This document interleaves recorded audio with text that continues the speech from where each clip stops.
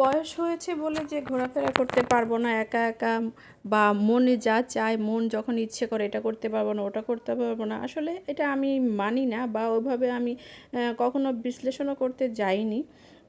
যে কোনো কিছুই যখন আমার মন চায় যে আমি এটা করব, কাউকে মানে জানাই না, জানাইলেই হয়তো দেখা যাবে একটা বাধা আসবে বা একটা অন্য কিছু বলবে, ওই সুযোগটা না দিয়ে আমি কিন্তু আমার মতো করে ওই কাজটা করে ফেলি বা ওইটা করার চেষ্টা করি। এই যে আজকে দেখেন বাসায় দুই ছেলেরাও ঘুরতে চলে গেছে, আমি একা, আমি একটু সময় পেয়েছি, তো ভাবলাম আজকে একটু ঘুরে আসি। ওদেরকে বলেছিলাম, ওরা বললো যে না আমরা খেলবো, ঠিক আছে তোমরা খেলো।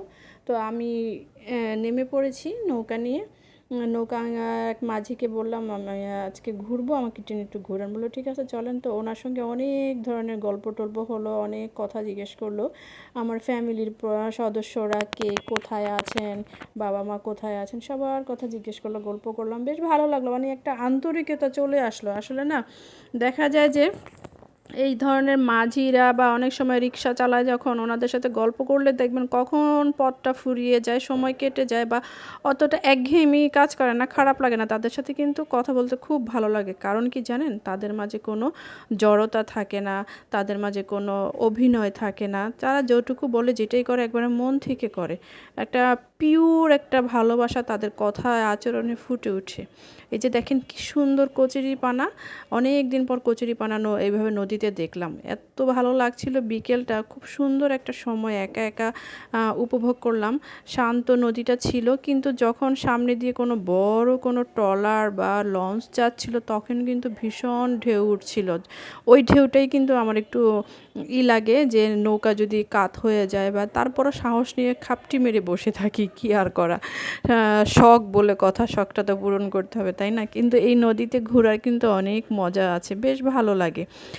বিকেলে, বিশেষ করে বিকেলের পরিবেশটা খুব সুন্দর একটা পরিবেশ থাকে, শান্ত থাকে নদীটা, তখন বেশ ভালো লাগে চারিদিকটা। এই যে ঘুরে বেরিয়েছি আজকে, অনেক ভালো লেগেছে, কারণ অনেক দিন সময় পাচ্ছিলাম না বাহিরে বের হওয়ার বা এভাবে নৌকায় ঘোরার। আমার মানে আশেপাশে প্লেস হিসাবে এটা আমার বাসা থেকে অল্প একটু দূরে, তাই এই জিনিসটাই আমার কাছে খুব সহজলভ্য মনে হয় হাতের কাছে ঘোরার জন্য, বা একটু রিল্যাক্সের জন্য, একটু রিলিফের জন্য হলেও আমি বেরিয়ে পড়ি।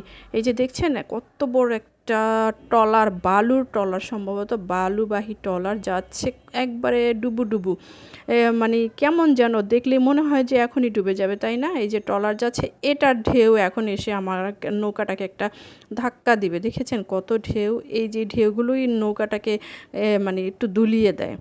যাই হোক, সবশেষে এই যে দেখেন অনেক মানে মাছ না, এগুলাকে শাকার মাছ বলে, এত টুপ টুপ টুপ টুপ করছিল, কিছুক্ষণ পর পর ডুব দিচ্ছিল মাছের মতো, বেশ ভালো লাগছিল, অনেকক্ষণ ধরে দেখলাম, উপভোগ করলাম। তো আজকের সময়টা খুব সুন্দর কাটলো। ধন্যবাদ সবাইকে, আপনারা ট্রাই করবেন কিন্তু এভাবে ঘুরে বেড়াতে। বাই।